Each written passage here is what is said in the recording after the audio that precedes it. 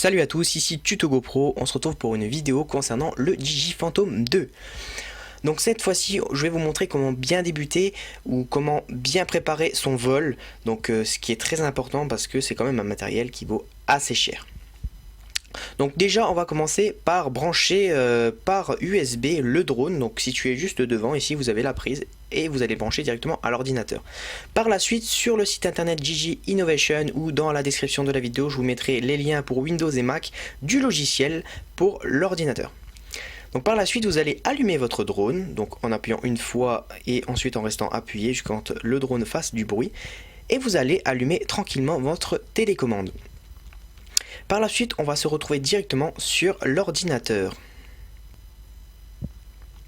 Arrivé ici, on va avoir beaucoup d'informations concernant le drone, donc que ce soit au niveau de la batterie, si la stabilisation est faite, donc si notre switch est à on, etc. Et on va avoir beaucoup plus d'onglets à visiter. Ici, on a le GPS localisation, etc. On a vraiment beaucoup d'informations concernant le drone. Ensuite on va passer à tout ce qui est réglage, donc on va surtout recalibrer le drone ainsi que la télécommande.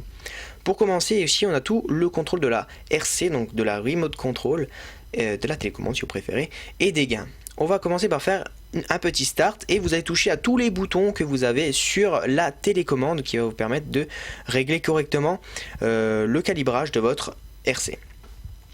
Par la suite ici on a quelques informations et on verra ça dans une autre vidéo pour le retour à la maison, si on veut changer, etc. suivant les modes qu'on applique à sa télécommande. Ici on a les informations sur la batterie, donc sa durée de vie, combien elle consomme, combien de température elle est, etc.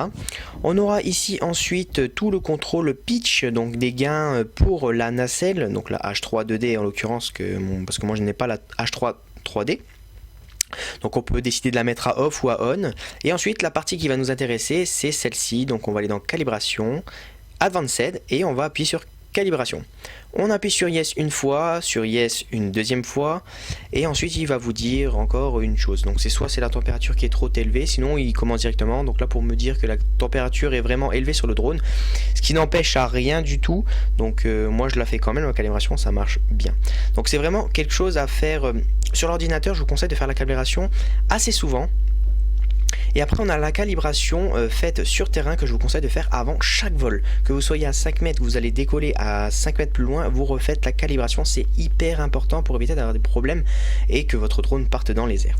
On va se retrouver dehors ensuite et on va allumer notre drone ainsi que la télécommande et toucher ce petit picot en haut pour le mettre en mode calibration. On le fait au moins 8 fois d'affilée jusqu'à quand il change de couleur. Regardez, il est devenu orange-jaune. Vous allez le prendre, vous mettre comme ceci, faire un 360 en le tenant bien droit afin de le calibrer correctement. Dès qu'il va passer au vert, on va l'incliner comme ceci.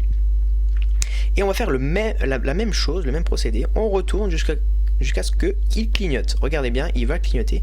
En principe, c'est là où vous l'avez vraiment pris. Dès que cela est fait, vous n'avez plus qu'à mettre vos sticks à l'intérieur et de décoller pour vous amuser et faire vos magnifiques vidéos. Super, donc j'espère que cette vidéo vous aura plu. N'oubliez pas d'aller vous abonner à ma chaîne et d'aller voir mes 2 dernières vidéos. Bye bye tout le monde.